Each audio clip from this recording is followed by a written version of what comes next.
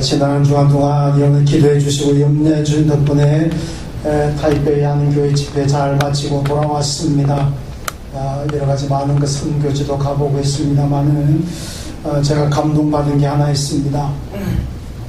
이 집회 시간마다 이 대표 기도하시는 분들이 꼭 조국을 위해서 기도하더라고요. 하나님의 조국, 대한민국을 안정시켜 주시고 부강하게 해주시오 하는 그런 기도를 했습니다. 제가 그 기도들은 참 감동을 많이 받았습니다. 저는 해외 나가 있는 선교사들 위해서는 기도는 늘 합니다만은 해외 나가는 동포를 위해서 기도해 본 적은 별로 없는 것 같아요. 그래서 제가 이번에 나도 이제 가면은 해외 동포를 위해서 기도해야 되겠다 그런 생각을 하고 돌아왔습니다. 참 이렇게 했는데 하나는 아쉬운 거는 목소리가 다 가버렸습니다. 집회 열심히 하더라고 목소리 갔으면 참 감사한데 그게 아니고 저희 일주일 동안 차를 운전하면서 안내던 목사님 부부가 감기에 걸렸는데 그 차를 일주일 동안 타고 다니다 보니까 그 목사님 부부가 감기 걸려가지고 고생하는데 저희가 그 차 타고 일주일 다니다 보니까 옮겨버렸습니다. 그래서 그나마 다행히 집회할 때는 감기 괜찮았는데 끝나고 나서 저한테 살짝 징조가 오더니 오던 날부터 들어온 날부터 걸려가지고 지금 조금 고생하고 있습니다. 목소리가 완전히 감 같은데 혹시 좀 듣기 거부가시더라도 이해해 주시면 감사하겠습니다. 오늘 본문의 말씀 보면 하나님께서 모세에게 너는 가나안 땅에 들어가지 못할 것이다 이미 그런 말씀을 예고를 하셨습니다. 왜 모세가 가나안 땅 못 들어가느냐? 하나님께서 모세에게 바위를 명하여 물을 내라 그랬는데 모세가 백성들이 자꾸 원망하니까 기분 나빠가지고 막대로 바위를 쳐버렸습니다. 물은 나왔습니다. 물은 나왔지만은 하나님께서 너는 백성들 앞에서 내 영광을 드러내지 않았다 그렇게 말씀하십니다. 그러니까 하나님이 명하여 말로서 물을 내라 그랬으면 하나님 명령대로 했더라면 백성들이 와 하나님 정말 대단하신 분이다 하나님께 영광이 돌아갈 터인데 하나님은 명해서 물을 내라 그러는데 모세는 기분 나빠가 막 바위를 쳐버리니까 하나님이 쉽게 말 백성들 앞에 내 체면이 말이 아니다 이거죠. 너는 백성들 앞에서 우리 하는 말로 내 체면을 구겠다. 그래서 그게 바로 하나님께 영광을 드리지 않았다는 얘기입니다. 그래서 가나안 땅 들어가지 못하는데 이렇게 되니까 모세가 하나님께 요청을 합니다. 하나님 그러면 내가 가나안 땅 못 들어가게 된다면 내 뒤를 이어서 후계자가 이 백성들 이끌고 가나안 땅에 들어가야 되는데 후계자는 누굽니까? 내 후계자로 누구를 세우려고 하십니까? 후계자를 세워주십시오. 그렇게 요청합니다. 그러니까 오늘 19절 이하 말씀으로 하나님께서 후계자를 지명하십니다. 눈의 아들 요수아가 너의 후계자가 될 것이다. 이 요수아는 어떤 사람이냐? 성령이 그 안에 머무는 사람이다. 그렇게 말씀합니다. 하나님께서 요수아를 이스라엘의 지도자로 삼으신 이유는 그 안에 성령이 머물기 때문에 그러니까 성령 받은 사람이기 때문에 지도자로 세우신다는 말씀입니다. 그럼 모세는 이 요수아는 엘리야나 엘리사처럼 아니면 바울이나 제자들처럼 병을 고친 기적도 일으키지 못했습니다. 무슨 귀신을 쫓아냈다는 그런 것도 없습니다. 이것들 보면은 오늘날 우리가 말하는 대로 정말 기적이라는 것, 우리가 생각하는 그런 일반적인 기적이라는 것을 요수아는 행하지 못했습니다. 그럼에도 불구하고 그가 하나님의 백성으로서 하나님께서 인정하시고 이스라엘의 지도자가 되었습니다. 그 이유는 뭐냐? 성령이 그 안에 머무는 사람이다. 성령의 사람이기 때문에 그렇다는 말씀입니다. 여러분 교인들 간에 당신은 성령이 충만합니다. 당신은 성령이 충만합니다. 이런 얘기 하잖아요. 근데 그 얘기가 맞을 수도 있고 틀릴 수도 있습니다. 지금 보니까 성령 충만한 것 같은데 나중에 보니까 사탄의 역사일 수도 있고 지금 하는 거 보면은 영 아닌 것 같은데 나중에 보니까 성령 역사하신 것 같기도 하고 그러니까 사람이 판단하는 성령 충만이냐 아니냐는 사실 정확하지 않습니다. 그런데 오늘 여호수아가 성령 받았다는 것은 확실합니다. 100% 확실합니다. 왜 그렇습니까? 하나님께서 인정하시잖아요. 하나님께서 여호수아는 성령이 그 안에 머무는 사람, 하나님이 인정하시기 때문에 100% 성령 충만한 사람이 바로 여호수아라는 말씀입니다. 여러분, 귀신이 무당이 작두를 탑니다. 이 작두 타는 거요, 무당 얘기 들어보니까요, 무당도 귀신으로 충만해야 작두를 탄답니다. 귀신으로 충만하지 않는 무당이 작두 타면 발 다 나가버린다는 거죠. 그래서 무당도 작두를 타기 전에는 귀신을 다 부른다는 거예요. 이 귀신 오세요, 저 귀신 오세요, 무슨 귀신 오세요, 무슨 귀신 오세요. 그러니까 귀신을 다 불러가지고 귀신으로 충만한 다음에 작두 올라간다는 거예요. 그러면 안 괜찮은 거고, 만약에 귀신을 충만히 받지 않은 사람들 작두 올라가면 다 작살난다는 거죠. 뭐 귀신에 비교해서 미안합니다만은 좀 그렇습니다만은, 여러분 기독교인의 삶도 마찬가지입니다. 우리는 귀신으로 충만한 사람이 아니고 성령으로 충만해야 될 줄로 믿습니다. 성령이 충만해야 우리도 능력이 있습니다. 또 성령 충만해 또 작두에 올라가지 마시고, 성령 충만해야만 우리 기쁨이 있고 감사가 있고 능력이 있습니다. 어떤 시련이 오고 환난이 와도 이겨낼 수 있는 그런 능력이 성령 충만해야 된다는 말씀입니다. 여러분, 성령으로 충만하지 않으면 우리는 살아 예수 믿는다 그러면서도 가다가 실망하고 낙심하고, 가다가 절망하고 신세한탄하고, 이 팔자라는 말이 교회에서 쓰는 말은 아니지만, 아이고 내 팔자가 왜 이런가, 이거 왜 그렇습니까? 여러분, 예수를 믿지만은 내 안에 성령으로 충만하지 않으면은 자꾸 낙심이 되고 실망이 됩니다. 내가 성령 충만하지 않으면은 나도 넘어지고 내 주위에 있는 사람들도 넘어뜨리게 됩니다. 그러니까 성경은 우리에게 성령을 충만히 받아라, 그렇게 말씀합니다. 오늘 성령 강림절입니다. 예수님께서 승천하시기 전에 제자들과 성도들이 있는 가운데서 부탁하신 것이 있습니다. 그것이 뭐냐? 너희들은 예루살렘을 떠나지 말고 여기 기다려라. 성령을 받을 때까지 기다려라. 성령 받고 난 다음에 너희들이 예루살렘과 온 유대와 사마리아와 땅끝까지 가서 내 증인이 되라, 그렇게 말씀합니다.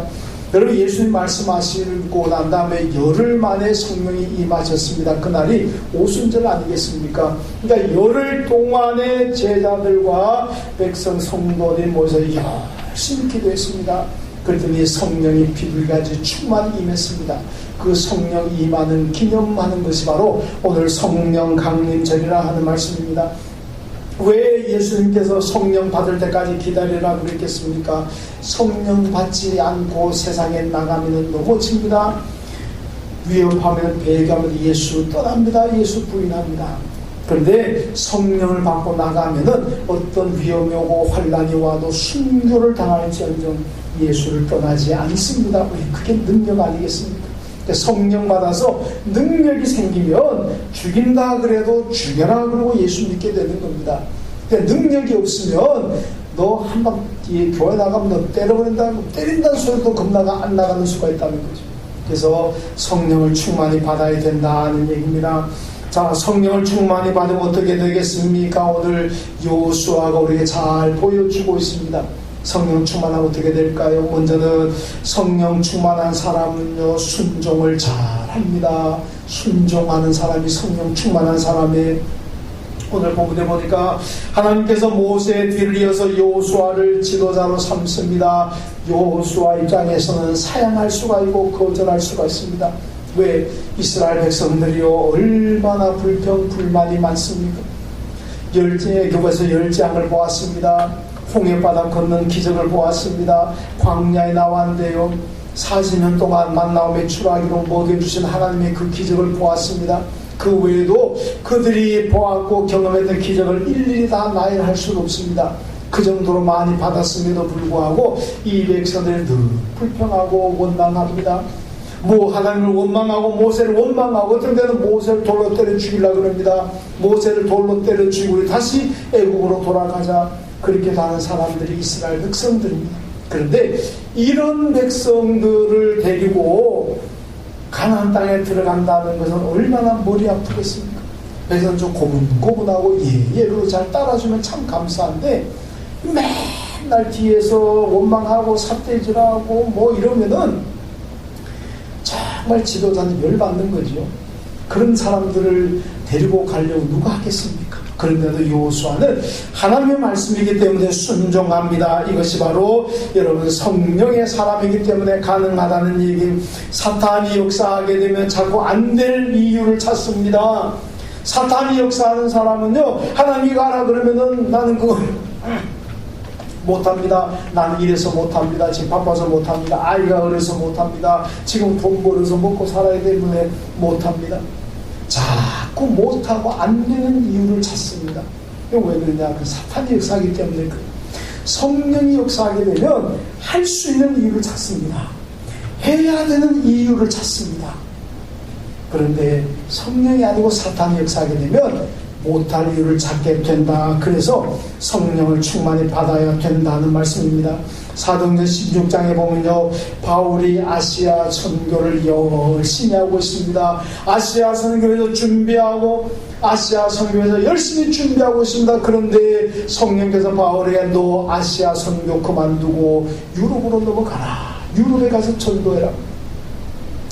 여러분, 바울 입장에서는 얼마나 고민되고 갈등이 되겠습니까?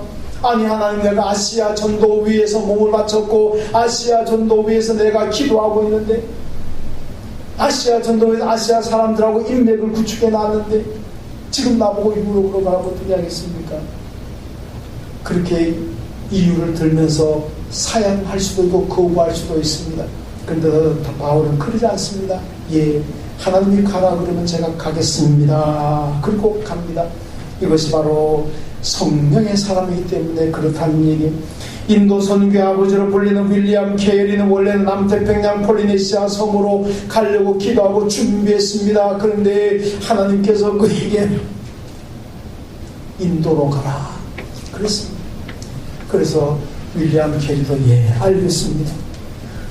내가 폴리네시아 섬을 가려고 준비했지만 하나님 가시라니까 제가 가겠습니다.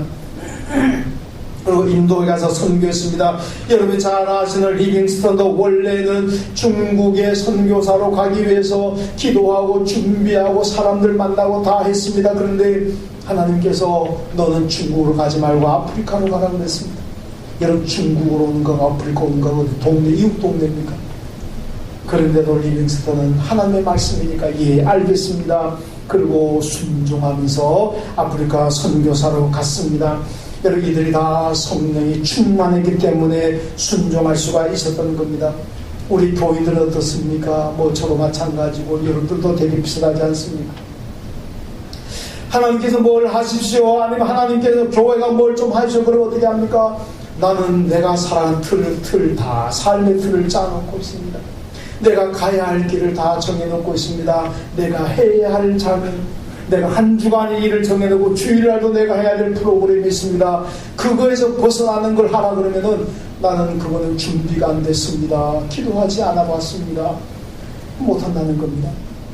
내가 가려고 하는 길과 맞아야 되고 내가 하려고 하는 일과 맞아야 되고 내 삶의 프레임, 내 삶의 틀과 맞을 때에는 순종하지만은 내가 계획해놓고 내가 짜놓은 틀에 맞지 않게 되면 그 못한다는 게 불순종하는 때가 얼마나 많습니까?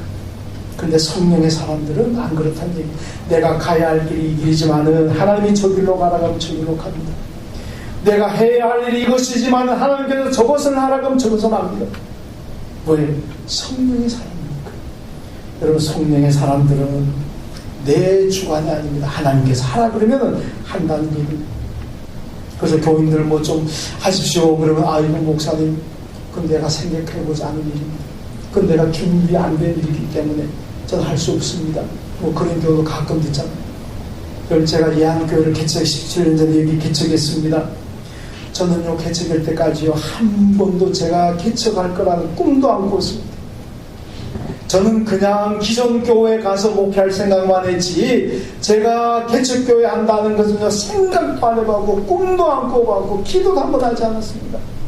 그런데요, 제가 된 교회 당에서 단 목사님과 당에서 지교회를 세우는 목표를 가지고 저보고 맡으래요. 그래서 제가 한 일주일 기도하고 있습니다. 기도하고 난 다음에 제가 맡아서 제가 개척교회 하겠습니다. 저는 개척교회 한 번도 기도하고 준비하지 않았지만은 이거 하나님의 뜻인가 보다 그렇게 생각하고 위안교회 개척했습니다.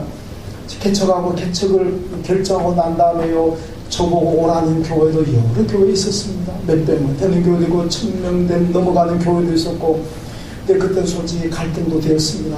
개척교회 하면 힘들 터인데 내가 기존 교회 몇백 명, 몇천 명 되는 교회 가면 내가 좀 편하게 목회하지 않을까, 그런 생각도 좀 잠시 해가지고 좀 약간 갈등도 했습니다만은, 그래도 하나님께서 하나셨고 또 나도 한다고 했으니까 가야 되겠구나 그렇게 생각하고 좀 흔들리다가 결국 다시 이한교회 개척하게 되었습니다. 여러분, 저는 지금 복받은 목사라고 저는 그렇게 믿고 있습니다. 저는 복받은 목사.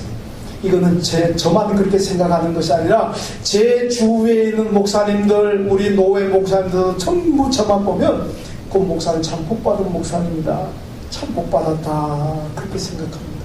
그래서 저는 차타가 고민하는 복받은 목사입니다. 얼마나 감사합니까? 하나님께 순종하니까, 내가 준비하지 않았지만, 내가 기도해보지 않았지만은 하나님의 말씀으로 알고 순종하니까 이렇게 나는 복받은 목사가 되었습니다. 믿습니까? 여러분 보기에 제가 복 안 받은 것 같습니까? 저 복 받았습니다. 다 복 받았다 그래요. 창세기 13장에 보면요, 소돔과 고모라를 선택했던 롯은 망했습니다. 그러나 반대로 가던 아브라함은 흥했잖아요. 여러분, 선택이라는 게 중요합니다. 그런데 과연 그 선택이 절대적일 것가 아닙니다. 선택이 중요하지만 절대적이 될 수는 없습니다. 만약에 그렇다면 반대로 아브라함이 소돔과 고모라를 선택했더라면 아브라함이 망했을까요? 반대로 롯이 아브라함이 같은 곳으로 갔다면 롯은 그럼 성공했을까요? 선택이 중요하지만은요, 선택이 절대적인 것은 아닙니다. 중요한 것은 내가 선택하고 난 다음에 어떻게 사느냐, 삶의 방식이 중요합니다. 아브라함 같으면요, 소돔과 고모라를 갔더라도 거기서 믿음을 지켰을 겁니다. 하나님 말씀에 순종을 했을 겁니다. 그러면 그것에도 축복의 자리가 될 줄로 믿습니다. 아무리 좋은 땅에 가더라도요, 순종하지 않으면, 선택할 때는 가장 좋은 거 선택했지만 거기에서 순종이 따르지 않는 믿음이 된다면 결국은 실패할 수밖에 없다는 말씀입니다. 여러분, 어떤 사람이요, 제가 그런 말 전에 들어봤어요. 어떤 사람이 강남에 옛날 개발되기 전에 강남 땅 다 모래땅 아닙니까? 개발되기 전에 그 땅 내가 엄청나게 많이 살 수 있었는데 그때 샀더라면 내가 대박 났을 거라. 그런 사람, 어떤 사람은 그때 강남 땅을 내가 엄청 많이 가지고 있었는데 지금까지 가지고 있었던 큰 부자가 됐는데 괜히 팔아가지고 후회된다, 그런 사람도 봤습니다. 여러분, 강남 땅 그때 사고 강남 땅 그때 팔지 않아가 지금 돈을 많이 가졌다면 과연 행복할까요? 행복 안 할 수 있습니다. 왜냐? 사람은 내게 돈이 생기면요, 자꾸 죄 짓고 싶어집니다. 돈이 중요하지만요, 돈이 내게 행복을 가져다 주는 것은 아니라는 얘기입니다. 여러분, 오히려 돈 많아가지고 더 불행해질 수도 있다는 얘기입니다. 여러분, 배우자도 마찬가지입니다. 아이고, 이wen수하고 내가 결혼 안 했더니 내가 이제 행복할 때인데, 그렇습니까? 만약 그 왼수하고 다른 왼수와 결혼하면 더 큰 왼수 만날 수도 있잖아요. 그런 생각 안 해보셨습니까? 지금 살고 있는 이 왼수하고 결혼 안 하면은 더 좋은 사람 만난다는 보장이 있습니까? 오히려 지금 왼수보다도 더 악랄한 왼수 만나가지고 더 고생하고 더 불행할 수 있지 않겠습니까? 뭐든지 다 그렇습니다. 지금 있는 왼수가 가장 좋은 왼수인 줄로 믿습니다. 어떤 분들은 내가 기도했더라면은 이 왼수 안 만났는데 기도 안 해가지고 만났다, 그런 분도 있고, 어떤 사람들은 아이고 그때 내가 그 자리에 안 나갔어야 되는데 그 자리에 나가는 바람에 내가 평생 코 끼어가지고 이렇게 산다는 분도 있는데, 여러분 착각하게 그렇다고 해서 딴 배우자 만나면은 행복한다는 보장이 있습니까? 오히려 더 큰 왼수 만나가지고 더 크게 고생할 수도 있습니다. 그러니까 중요한 것은 지금 같이 살고 있는 그 왼수가 소중히 멍청한 분인 줄 알고 사랑하십시오. 사랑하십시오. 여러분, 서울 농수산시장 상인에게 얘기를 들어본 적이 있습니다. 서울 농수산시장에 들어와가지고요, 3년만 지나면 거부된다고, 부자 된다. 그냥 돈을 끈답니다. 끊어. 그냥 돈을 뭐 한두 번 세는 게 아니라 돈을 끈대요. 끊어. 그런데 3년만 지나면은요, 한 70 내지 80%가 거지돼서 나간다는 거예요. 왜 그런지 압니까? 돈을 너무 많이 버니까 주체할 수 없어요. 그 돈을 가지고 맨날 도박하고 무슨 뭐 마약하고 무슨 뭐 나가 바람 피우고 막 이러니까 결국은 다 사람 폐인되고 돈 없어지고 나중에 가게 유지할 수 있으니까 나가더라는 거예요. 여러분, 그러니까 오히려 여러분, 대박 날 수 있는 땅 안 가진 것 때문에 내가 더 행복할 수가 있습니다. 농수산물 시장 같은 데가 돈 끈을 모을 정도로 돈 안 버는 것이 내게 행복할 수도 있다는 얘기입니다. 중요한 것은 지금 내가 어디에 살든지, 지금 내가 어떤 선택을 하며 살든지 간에 여러분, 중요한 것은 하나님 말씀에 순종인 줄로 믿습니다.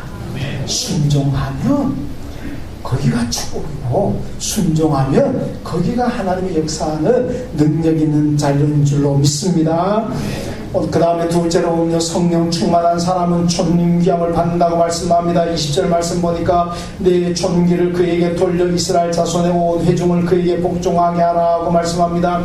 여러분, 여호수아는 성령이 머무는 사람입니다. 하나님의 백성들로부터, 하나님과 백성들로부터 존경받습니다. 성령이 충만한 사람이 되다 보니까 존경받더라는 얘기입니다. 바울은 우리를 가리켜서 질그릇이라 그랬습니다. 질그릇은 값도 싸고 천합니다. 개밥그릇하게 딱 적당한 그릇입니다. 그런데 우리가 바로 그런 질그릇이라는 얘기, 천하다는 얘기입니다. 그런데 천하지 않습니다. 왜? 내 안에 그리스도가 계시고 내 안에 성령이 계시기 때문에 우리는 비록 외형은 질그릇이지만은 그 하나님께서 우리를 존귀하게 여기신다. 내 안에 성령이 계시니까, 내 안에 예수 그리스도가 계시니까 그렇다는 말씀입니다. 여러분, 질그릇은 여러분과 저 안에 성령이 계시도록 하십시오. 성령이 머물게 하십시오. 그럼 하나님과 교회에서 존귀하게 인정받을 줄로 믿습니다. 여러분, 교인들은 존귀해야 됩니다.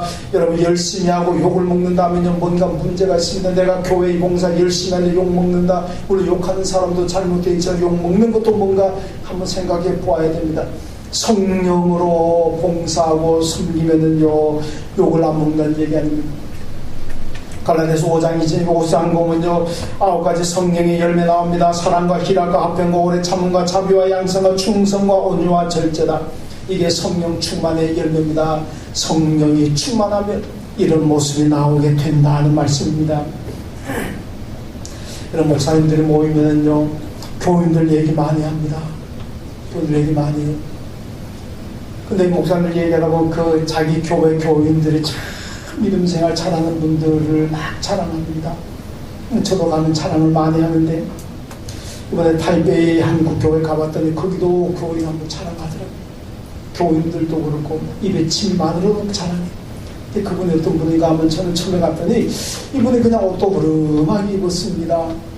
그러다 보니까 뭐 빗자루 들고 다니고 청소하고 화장실 들어가서 뭐 청소하기도 하고, 하여튼 뭐 그래요. 아, 참 대단히 열심히구나. 저는 그래서 어디 뭐 일용직 노동자신가 미안합니다. 그렇게도 좀 생각해 봤습니다. 근데 또 집회 시간이 되니까 찬양 인도를 하는데, 야, 노래는 잘 못합니다. 예, 저는 박자를 잘 못해. 제가 봐도 박자가 틀리더라고요. 근데 전문가가 보면 얼마나 그렇겠습니까? 근데 너무너무 은혜스러워요. 얼마나, 노래는 잘 못하고 박자는 약간 어긋나지만은 얼마나 은혜스러운지 몰라요.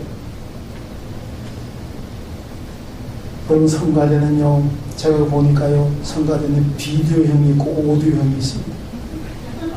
성가대원들, 그러니까 성가대원들, 나는 노래 못한다 생각하니까 성가대 안 앉으려고 생각하면 안 됩니다. 비디오로 앉으면 되잖아요. 비디오. 오디오가 되는 분들만 앉으면은 몇 명 앉겠습니까? 그 몇 명이 성가대 찬양하면은 좀 그러자 보는 분들도 아이고 성가대 좀 더 많이 했으면 좋겠는데 아쉽잖아요. 안타깝잖아요. 근데 오디오는 안 되지만 비디오 되는 분들이 같이 앉아주면은 성가대 찰 거 아닙니까? 그럼 그 자체가 얼마나 은혜롭겠습니까? 그러니까 찬양이든 성가대든 나는 오디오 안 된다고 해서 노래할 줄 모른다고 해서는 안 하겠다가 아니라 안 되면 뭐 비디오 요즘 말로 비주얼 그러잖아요. 안 되지 못했습니다. 잘해서가 아니라 은혜롭더라고요. 제가 물어봤어요. 그분이 어떤 분이냐, 뭐 하는 분이거든요. 야, 그분이 지금 대만의 어느 대학에 교수로 있는데 9월달부터 포항공대 교수로 스카우트 분들이에요. 여러분 포항공대 교수 가겠다고 지원한 것도 아니고 스카우트 될 정도 되면 얼마나 대단한 분이겠습니까? 근데 그분이요, 나도 그렇게 온 청송 다 하고 있어요. 찬양도 뭐 하여튼 열심히 하는데 참 은혜롭게. 참 성령이 충만. 그래서 그 교회가 그분을 참 아쉬워. 9월달, 8월달 한국으로 나오는데 모두가 아쉬워, 모두가 아쉬워. 저런 분이 가면 안 되는데 하나님께서도 그분을 존귀하게 여기시고 교회도 존귀하게 여기는 걸 봤습니다. 여러분 성령이 충만하면 겸손하고 사명을 잘 감당합니다. 만약에 그런 걸 보고 험담하는 사람이 있다면 그 사탄입니다.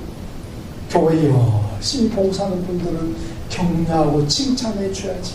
뒤에서 이렇게 저렇게 해서 상처 좀 아픔 준다면 그 사탄의 역할이지 성령의 역할이 아닙니다. 마태복음 3장 보면 예수님께서 요단강에 세례를 받으시고 올라오실 때에 성령이 하늘에서 비둘기같이 내렸다 그렇게 말씀합니다. 여러분 예수님께서 성령을 받고 난 다음에 하나님께서 뭐라 그럽니까? 이는 내 사랑하는 아들이요 내 기뻐하는 자라 그렇게 말씀합니다. 성령 받으니까요 하나님께서 내 기뻐하는 자라 존귀하게 해줍니다. 내가 이 예수를 존귀하게 여기니까 너희들도 이 예수를 존귀하게 여기라 그 메시지 아니겠습니까? 여러분 성령 받고 믿음 생활하게 되면 하나님께서 나를 존귀하게 여기시고 교회가 성도들이 여러분을 존귀하게 여기십니다.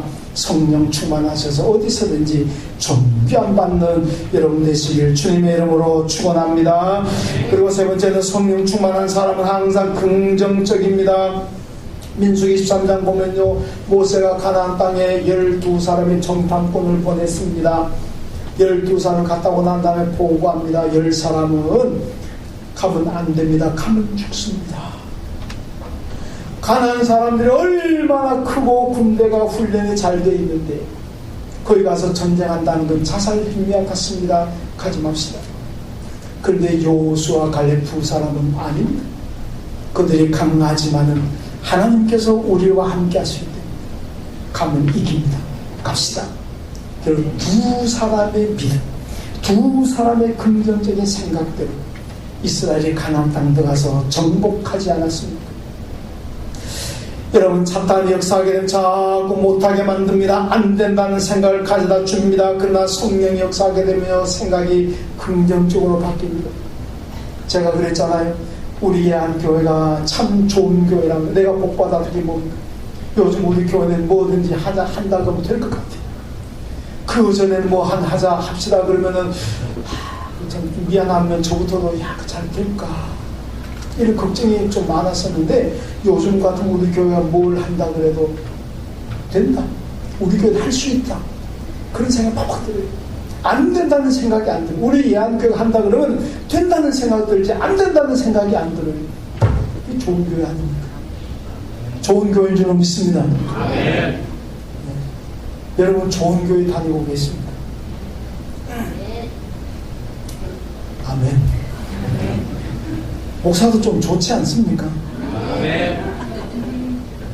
제가 우리 노예 어떤 교회 뭐 좀 알아보려고 그 교회 그 홈페이지 들어가봤더니 어떤 분이요 그 카페 들어갔거든요. 홈페이지 넣고 카페 들어갔더니 그 교인 한 사람이 자기 목사 자랑을 올려놓은 자랑거리 뭔 자랑이냐면요 우리 목사님은 12년 전에 이 교회를 개척해가지고 12년간 지금까지 나오면서 점심때 교회 식당에서 점심 먹을 때 한 번도 독상 안 받고 목사님이 직접 가서 배식해가지고 드셨습니다. 이걸 자랑했더니 그러니까 댓글 다는 사람들이 우와 훌륭한 목사입니다, 훌륭한 목사님이다 그러더라고요.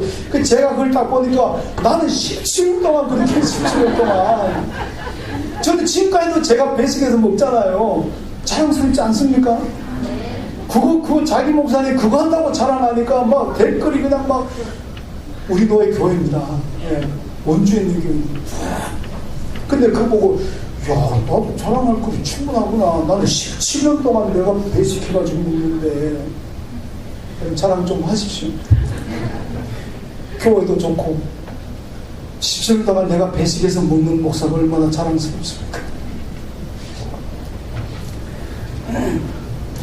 좋게 보자는 얘기입니다. 좋게 보면 됩니다. 이런 초대교회가요, 예수님이 시대에 승천하셨습니다. 박해가 몰아칩니다. 그런데 예수님 명령하신 대로 땅까지 복음이 전해질 줄 누가 알았겠습니까?